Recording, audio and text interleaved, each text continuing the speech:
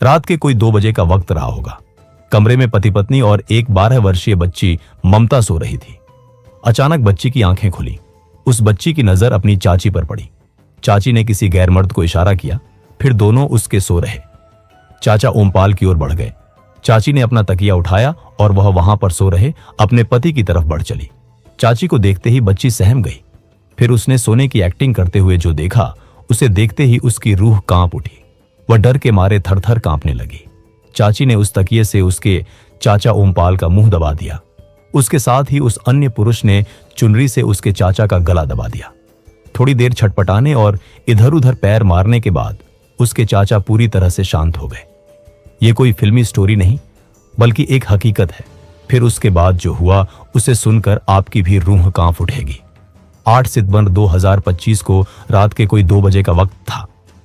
बुलंदशहर के गांव प्रतापुर की रहने वाली प्रीति ने अचानक अपनी जेठानी सीता का दरवाजा खटखटाना शुरू किया।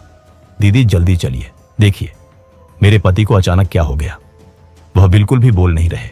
इतना सुनते ही सीता देवी अपनी देवरानी के पीछे पीछे उसके कमरे में पहुंची। ओमपाल एक खटिया पर पड़ा हुआ था। सीता ने अपने देवर ओमपाल के पास जाते ही उसके चेहरे को हिलाया, लेकिन ओमपाल कुछ नहीं बोला। ओमपाल की हालत देखते ही सीता देवी ने अपने पति रविकरण को बुलाया। रविकरण ने भी छोटे भाई की नब्ज टटोली, लेकिन वह शांत था। भाई की हालत देख रविकरण भी बुरी आशंका से भयभीत हो गया था। ओमपाल को ऐसी हालत में देखते ही रविकरण ने तुरंत ही अपने परिचित एक डॉक्टर को फोन मिलाया। कोई आधा घंटे के बाद डॉक्टर ओमपाल को देखने के लिए उसके घर पर पहुंचा। डॉक्टर ने ओमपाल की नब्ज चेक की। नब्ज चेक करते ही डॉक्टर ने जवाब दे दिया कि ओमपाल की मौत हो चुकी है। इतना सुनते ही ओमपाल के घर में कोहराम मच गया। सब बुरी तरह से रोने धोने लगे। घर में सबको रोते देख ममता और नेहा 2 बच्चियां भी रोने लगी थीं। डॉक्टर ने ओमपाल की पत्नी से पूछा, आपके पति को हुआ क्या था? तब प्रीति ने रोते हुए बताया, उन्होंने मुझे सोते से जगाया। फिर बोले, प्रीति मेरे सीने में बहुत ही भयंकर दर्द हो रहा है। उसके बाद मैंने उनके सीने को काफी देर तक मसला भी, लेकिन कोई आराम नहीं हुआ। तब मैंने सोचा कि मैं सीता भाभी को बुलाकर लाती हूं। जैसे ही मैं उनको साथ लेकर अपने कमरे में पहुंची तो उनकी सांस थम चुकी थी।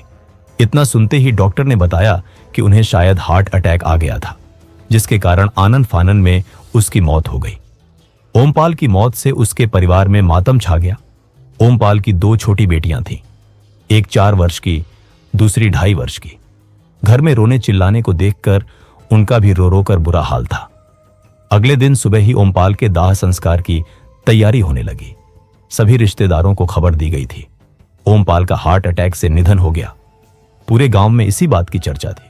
फिर कुछ ही समय बाद नेचुरल डेथ समझकर उसका अंतिम संस्कार भी कर दिया गया था। सभी मेहमान अपने अपने घर को जा चुके थे, लेकिन उस घटना के बाद से 12 वर्षीय ममता कुछ बीमार सी रहने लगी थी। उसकी मम्मी सीता ने कई बार उससे उसकी परेशानी के बारे में पूछा, लेकिन वह पूरी तरह से अपना मुंह बंद किए हुए थी। न तो वह कुछ खा पी रही थी और न ही किसी से कोई बात ही कर रही थी। ओमपाल की हत्या के बाद सीता देवी वहीं पर काम में लगी हुई थी, लेकिन ममता एक बार भी अपनी चाची प्रीति के घर नहीं गई थी। तभी सीता देवी ने महसूस किया कि ममता जब जब प्रीति के सामने जाती है वह बुरी तरह से घबरा जाती है। इस बात में जरूर कोई राज है।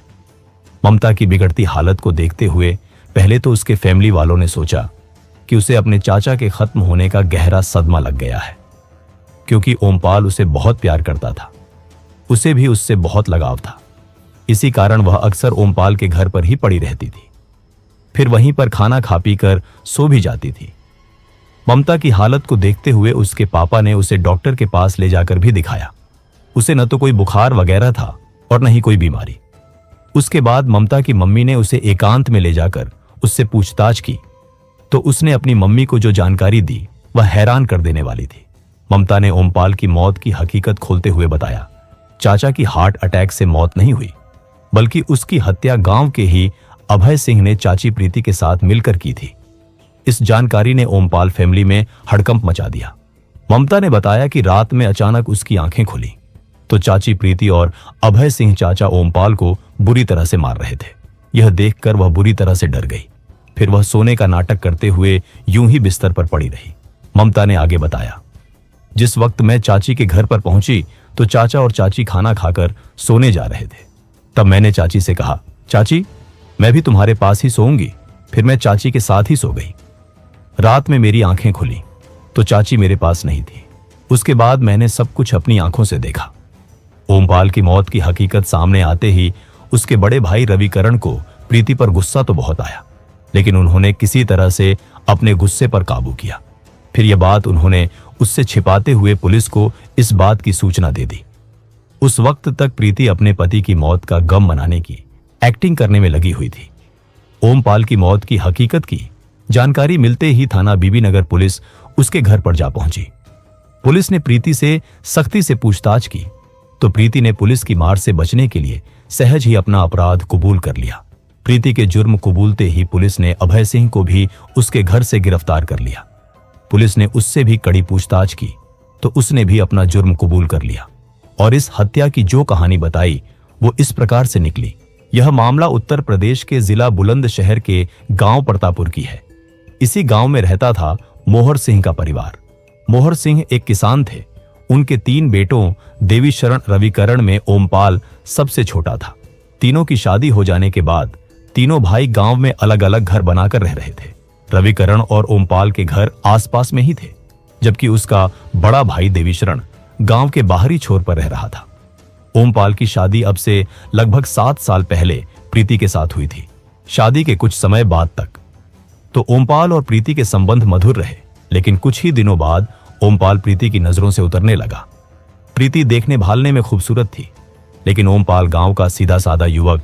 समय के साथ साथ प्रीति 2 बच्चों की मां भी बन गई थी, लेकिन 2 बच्चों की मां बन जाने के बाद भी उसकी खूबसूरती में 4 चांद लगे हुए थे। ओमपाल हर वक्त खेती के काम में ही लगा रहता था। शाम को खेतीबाड़ी का कामकाज निपटा कर आता, फिर वह जल्दी ही खाना खाकर सो जाता था। यह बात प्रीति को बिल्कुल भी पसंद नहीं थी। वह एक महत्वाकांक्षी युवती थी। शादी से पहले उसने भी एक सुंदर सरकारी जॉब वाले पति के सपने देखे थे, लेकिन शादी के बाद उसके सारे अरमानों पर पानी फिर गया था। फिर भी उसने काफी समय तक ओमपाल के साथ निभाने की कोशिश की। ओमपाल हर शाम को अपने सारे दिन की थकान मिटाने के लिए शराब का आदी भी हो गया था। उसके बाद वह अपनी ही धुन में रहने लगा था। बीवी की उसे कोई परवाह नहीं थी।